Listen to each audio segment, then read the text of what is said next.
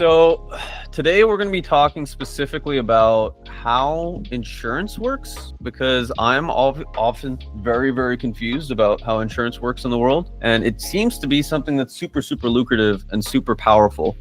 So Jeremy/Michael has been working in the insurance industry for many, many years. He knows a lot about it. He worked with Patrick Bet-David when he was first starting up to get some things started. And then he also is a business partner of mine and someone that generally understands how to leverage certain personalities and certain skill sets to get into specific areas that are actually beneficial. So basically, I'm going to ask him a bunch of questions. What's up? How we doing? Doing great. How are we doing? Good. So I'm gonna pin you, my friend. So we have some interns here. We'll see if the other ones join. But basically, I wanted to get into the Q&A as quickly as possible because I'm very curious as to what stories I haven't heard yet from Mr. Jeremy. Do you want to go by Jeremy or Michael? Michael would be better. Okay. So Mike, we've been working together now for how long? Seems like forever, but maybe 2 months. 2 months. And how was it that we found each other? You're my dentist. The thing that I wanted to get into, in particular, in your various things that you've done in your life, is first and foremost, can you just give us a synopsis of how you got put into the business world? I'm very privileged in that my father was an entrepreneurial type back before that was considered good. I mean, you might have a family business where you had the shoe business, but if you were the type of person who just started businesses, you were, probably a no good Nick. Maybe go get a job. He had started several businesses. I was around a lot during that time and paid attention. I was just kind of a nerdy child that was into it. So by the time I was 16, I got hired at a telemarketing call center and was already essentially management material. And when you run a call center, you're desperate for anybody that resembles management because it's a hard job to keep a hold of. So I started skipping school to manage a call center. And by the time I graduated, I was running a call center and just built that into different relationships and different opportunities. The one thing that I tell anybody in the world that will listen, if you get halfway decent at sales and you have even a little bit of persistence, it's not that hard to make enough money. You can write your own check because nobody wants to sell it. They think it's hard. So then you got into this insurance space. So the main topic of this webinar in particular is actually talking about insurance and how to form partnership. So okay. I always ask you stupid questions about insurance. I'm sure other people are curious. Could you break down what insurance is and why it makes so much money? Insurance, I am biased, and I know that a lot of people have a lot of negative connotation insurance. There's a lot of good reason for that. But insurance is a contract in its deepest sense. It's if this, then that. So Turab doesn't want to foot the bill for his entire car if he gets in an accident. So he pays a little bit of money. I pay a little bit of money. Everybody pays a little bit of money. It gets invested. And as long as no one has an accident, or very few people do, we can all pay less money than we would if we had to just pay it out of pocket. Let me catch my breath. Yeah. I'm terribly out of breath. Does that make sense so far? So basically what you're saying is, instead of putting down all the capital yourself, you have a group of people that help pay for a potential issue. Yes. Okay. It's based on an old mutual aid idea. We all put in enough money to build the church. And if something happens to the church, we all pay money to fix it. But it's just ahead of time. And then that way you can invest the money and use the leverage of investment so that it's saving even more. Now, the benefit of that is, how many people do you know that have $1,000 in their bank account? Few.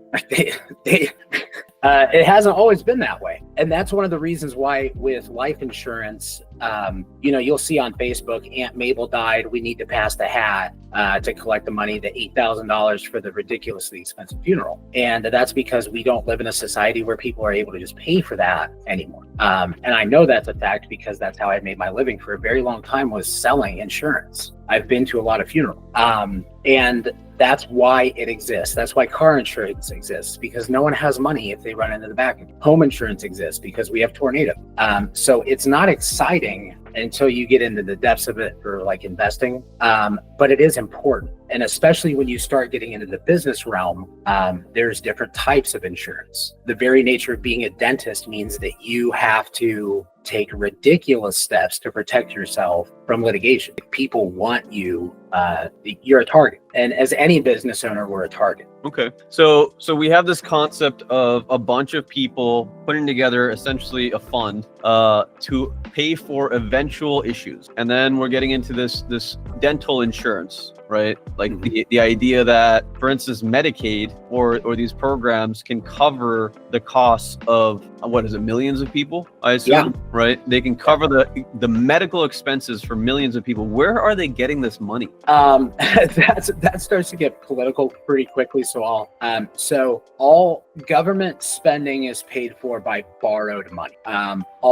Every dollar is borrowed into existence, and it costs more than $1 to create. So tax dollars don't actually go to fund Medicare or Medicaid. In your paychecks, you'll see where they take money for Social Security and different government programs. But that money is actually going to service the debt that we've created. So to very really answer your question, when the money is borrowed to pay back government IOUs, that's how Medicare is funded. Now, in terms of people that are going to become dentists, what are some things that you would tell them to educate them about how this flow of money works and how to utilize insurance best?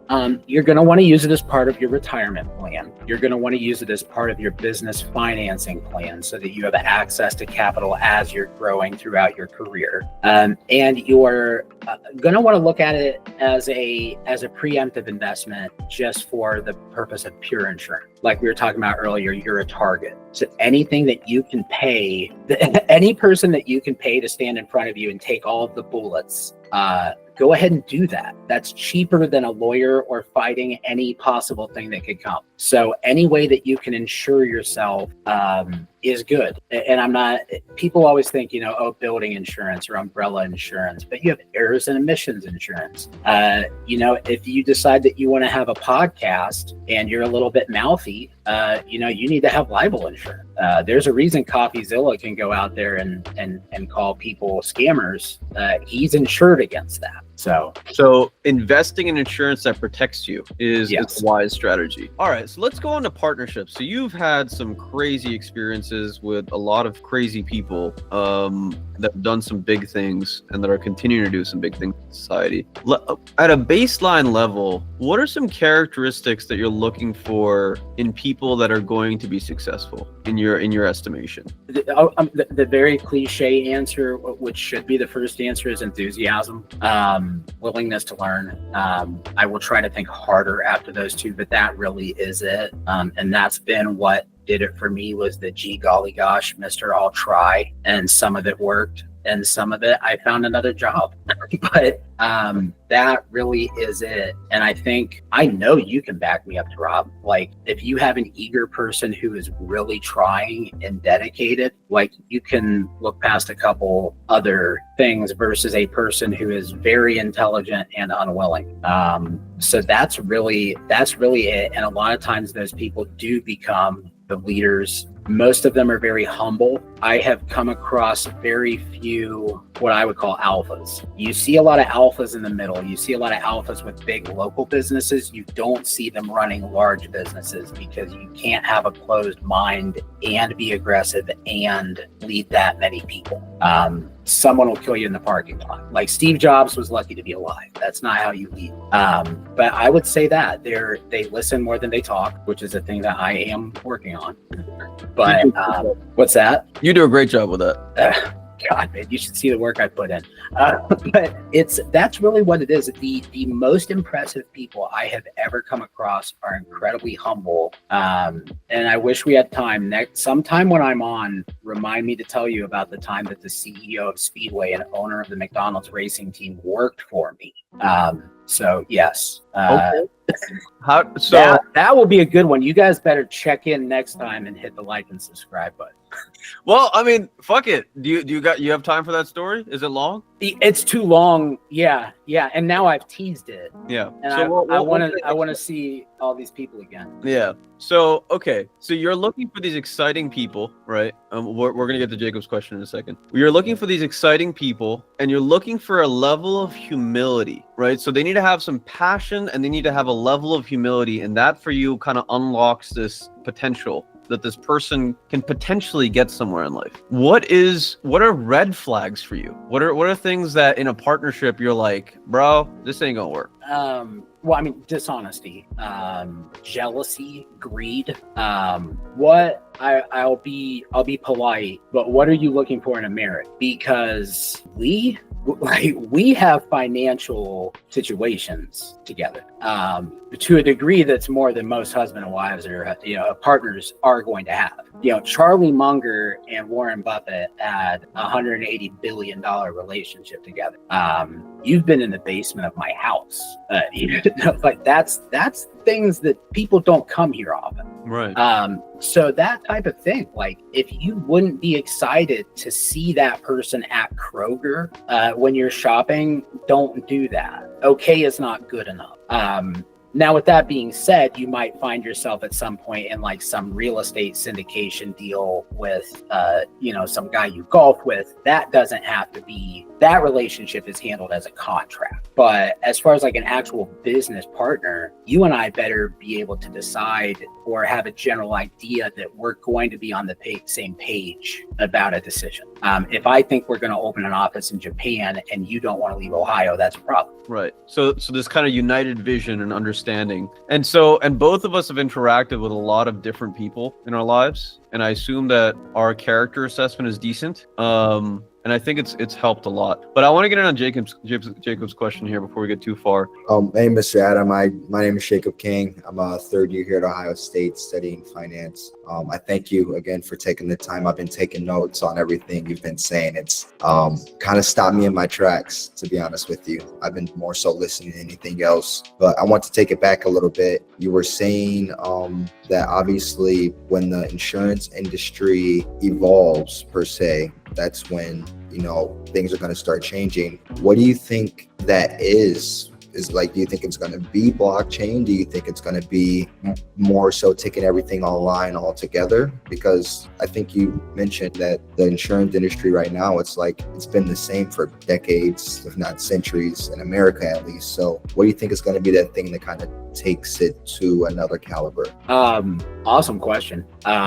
So it has to be blockchain. It's just a thing that makes sense. I don't want to call it software. It's a whatever. It's a series of tubes that is designed for insurance. I mean, it's a contract. Insurance is just a contract. So now all of a sudden you have something like Solidity or any of these other blockchain solutions that it's built into the sauce. So you would have to have that. The challenge is that there are certain products that have to be sold. No one likes car sales, especially not other car sales, but a car has to be sold. It's an emotional sale. If I'm going to sell you life insurance, I have to ask you what your plans are for your children. If you would die unexpectedly, I have to get you emotionally involved before you realize, man, he's right. I do need to do this, even though it's not cool.